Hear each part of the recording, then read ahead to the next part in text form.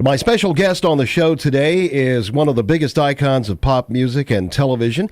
As an actor, he was nominated for a Tony Award for his role as the Artful Dodger in Oliver.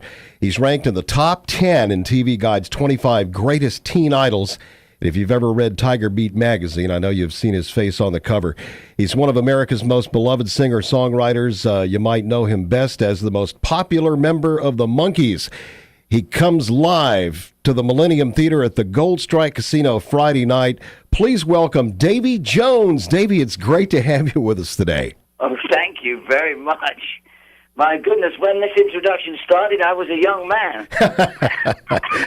Hey, thank you. No, it's been a wonderful year. Just to recap the last engagement, we were at the San Diego Symphony on Friday and Saturday night, 22nd, 23rd, which was quite an experience, performing those classic Neil Diamond, Carole King, Harry Nilsson, Tommy Boyce and Bobby Hart tunes, with a huge orchestra, and we brought a few smiles to a few people's faces, Well, you got a lot of fans in Memphis, and I'm certainly one of them. I've been a big fan forever. In fact, my girlfriend has every episode of the Monkees on DVD, so we sit around and have these Monkees marathons from time to time.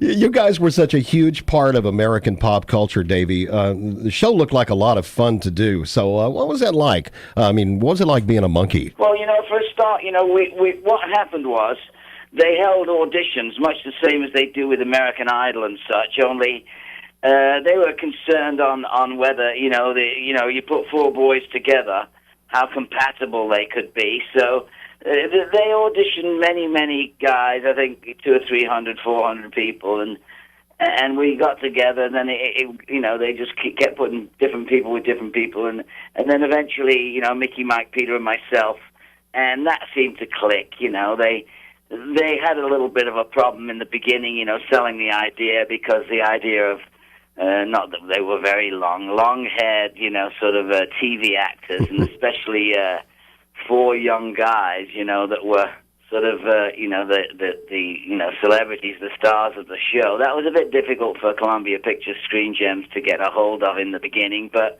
the fans and the radio, collaborated with television, and I think that was one of the first times that we started, seeing the DJs where you never saw them before, unless it was, Dick Clark on American Bandstand, and they started shooting the artists from the toes up instead of the waist up, Mm-hmm. Well, now you got back together with Peter and Mickey and Mike for a couple of tours since then. Are you guys still keeping in touch? Well, not really. It's much the same as anything. When you're in a production, not that this was a normal production, but once you start working with people and you move on to the next stage of your life, Peter and I think Peter's on my cell phone. I've got his number logged, and we talk occasionally because, I found Peter, I thought he was the most talented anyway as a musician, and obviously he was well schooled as a musician on many different instruments, and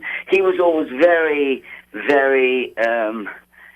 supportive of me as regard to my musical ability, and always said that I kept the best beat and I had the best I had the perfect pitch and different stuff. Not that I was the lead singer, because I always looked at Mickey as the lead singer. He had a great voice, and still does, in fact. Nesmith brought his country influence to the music that we performed, and he instigated many different kinds of artists. Well, Davey, you're no stranger to American television. I want to congratulate you on being nominated for an Emmy for the Monkees biography episode, which is coming up September 21st on the Emmys. So you're up for an Emmy on that, and not many people know that you appeared on the Ed Sullivan Show the same night as the Beatles made their big debut. What was that like? What a thrill. I think it was February '64. I've just been reminded of that because we discussed it. Not only did the Monkees get nominated for an Emmy for a documentary we did last year, but A&D have just come back, and we've just finished doing a documentary on myself and some of my career that I've been involved in over the years. Hey, something, it was we won an Emmy for the TV show years ago, but we never ever thought of, it being something that would not last, stand the test of time. I think good things do. So, I mean, for that to come back at this particular time, it seems apropos. It seems like it's the right thing. I want to talk about your show at the Millennium Theater Friday night. You got a lot of fans in Memphis. What can Memphis DavyJones fans expect Friday night when they go to the Gold Strike to see your show? Well, you mentioned Valerie and Daydream Believer, and obviously we're having those great songwriters. Neil Diamond wrote A Little Bit Me, A Little Bit You. We were Carole King, Pleasant Valley Sunday, Tommy Boyce and Bobby Hart, Glass Train to Clarksville. There's not many of the hits that we don't cover during the show. We also have a great, six-piece band we got horns and we've got, amazing, musicians that I've worked with for many years who are very, much the fun of the fair, really. We have such a great time on stage, and we do obviously play some stuff that's maybe not familiar, but it's appropriate. We might throw in a little country. We might throw in a little big band stuff that's, swing or whatever it might be, just for the entertainment value of the show. So it's a rock and roll variety show. Well, I can't. Much the same as I've been doing for years and years. And I just, want people to come to enjoy the tunes as well, but, reintroduce themselves to what I do and who I am, and the TV and the radio and the coverage we've had over the years, obviously, is something that's enhanced the reputation. So we just try to make it as hard as we can for the next act to come in, Fantastic.